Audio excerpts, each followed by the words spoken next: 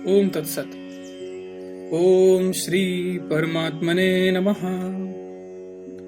ओम श्री गुरुवे नमः। श्री योग वशिष्ठ।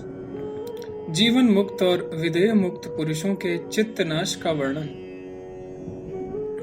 श्री वशिष्ठ जी कहते हैं, रघुनंदन, जब जीवन मुक्त वीत हव्य का चित्त विवेक पूर्वक विचार के द्वारा अस्त प्राय हो गया, यानी भुने हुए बीज की तरह अंकुर शक्ति से रहित हो गया, तब उसमें मैत्री, करुणा, मुदिता, उपेक्षा आदि गुणों का आविर्भाव हो गया। श्री रामचंद्र जी ने पूछा, प्रभु, आत्मा और अनात्मा के विचार के अभिदय से अदृश्य हुए महामुनि वीत हव्य के अंतःकरण में मैत्री आदि गुण उत्पन्न हुए। आपके इस कथन का क्या अभिप्राय है? वक्ताओं में श्रेष्ठ महामुने, जब चित्त ब्रह्म में लीन हो गया, तब मैत्री आदि गुण किसके और किस में उत्पन्न होंगे, या आप मुझसे कहिए। श्री वशिष्ठ जी ने कहा, श्री राम, चित्त का विनाश दो प्रकार का होता है।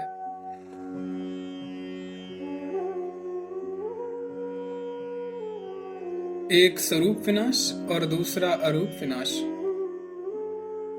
पहला स्वरूप विनाश तो जीवन मुक्त होने से हो जाता है, और दूसरा अरूप विनाश विदेह मुक्त होने पर होता है।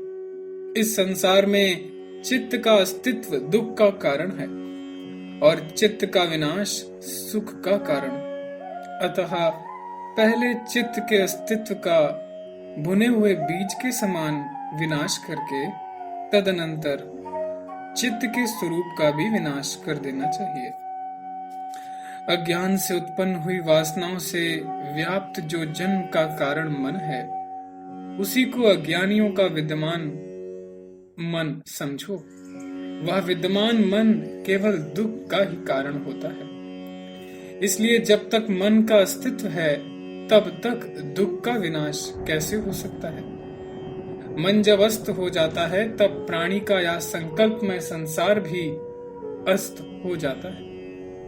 इस अज्ञानी जीव में ही वासना रूपी अंकुरों से दृढ़ता पूर्वक प्रतिष्ठित हुए इस विद्यमान मन को ही दुख रूपी वृक्ष का मूल जानो।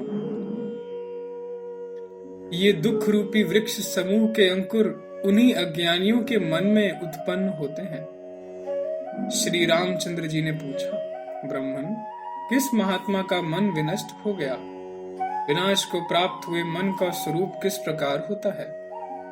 चित्त का नाश किस प्रकार होता है और नाश का स्वरूप कैसा है? श्री वशिष्ठ जी ने कहा, प्रश्न वेदताओं में श्रेष्ठ रघुकुल नायक श्री राम,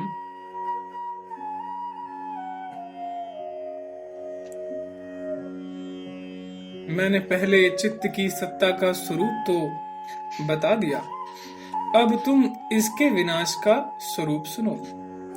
जैसे निश्वास वायु पर्वतराज को अपने स्वरूप से विचलित नहीं करते, वैसे ही सुख दुख रूप दशाएं जिस धीर पुरुष को सम स्वभाव तथा पूर्णानंद एक रस परमात्म निष्ठा से विचलित नहीं करती, श्रेष्ठ पुरुष उस महात्मा के चित्त को भुने हुए बीज के समान नष्ट हुआ चित्त कहते हैं। यह जड़ देह ही मैं हूँ, ये घट आदि सारे पदार्थ मैं नहीं। इस प्रकार की तुच्छ भावना जिस श्रेष्ठ पुरुष को भीतर से विकार युक्त नहीं करती, विद्वान लोग उस पुरुष के चित्त को नष्ट कहते हैं।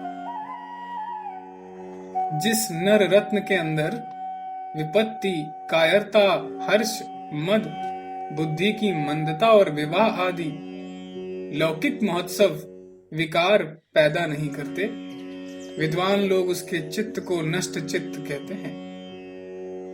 इस लोक में यही चित्त का विनाश है और इसी को भुने हुए बीज के समान विनष्ट चित्त भी कहते हैं। यही जीवन मुक्त महापुरुष की चित्तनाश दशा है।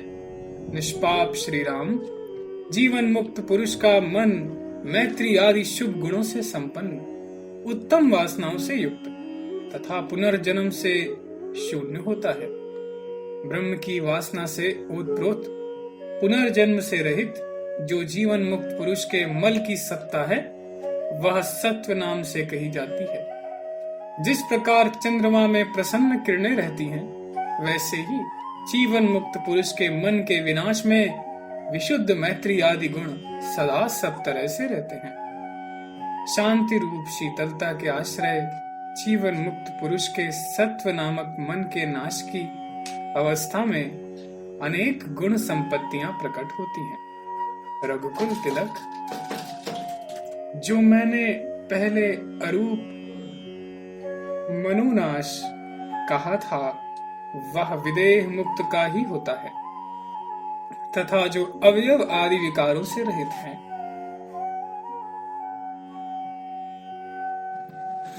उस परम पवित्र विदेह मुक्ति रूपी निर्मल परम पद में समस्त श्रेष्ठ गुणों का आश्रय रूप मन भी विलीन हो जाता है। विदेह मुक्त महात्माओं की उस सत्व विनाश रूप अरूप चित्तनाश दशा में किसी भी दृश्य पदार्थ का अस्तित्व नहीं रहता, अर्थात संकल्प सहित संपूर्ण संसार का अत्यंत अभाव हो जाता है।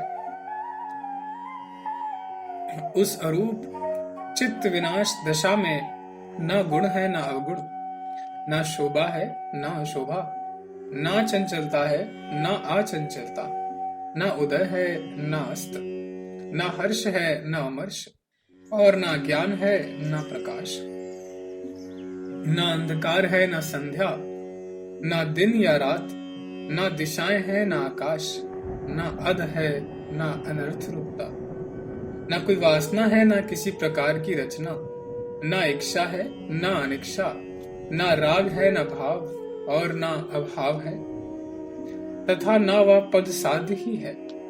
वह परम पद तम और तेज से शून्य, तारे चंद्र सूर्य और वायु से तथा संध्या रज कण और सूर्य कांति से रहित शरतकालीन स्वच्छ आकाश के समान है, अत्यंत निर्मल है। वह विशाल पद उन लोगों का आश्रय स्थान है जो बुद्धि और संसार भ्रमण से पार हो गए हैं, संपूर्ण दुखों से रहित, चिन्मय निष्क्रिय ब्रह्मानंद से परिपूर्ण तथा रज और तम से रहित जो परम पद है, उस परम पद में वे चित्त से रहित और आकाश के सदृश सूक्ष्म विदेह मुक्त आत्मा तद्रूप हुए स्थित रहते हैं। वे अपुनरावृत्ति रूप परम गति को प्राप्त हो जाते हैं। ओम तत्सत, ओम तत्सत, ओम तत्सत।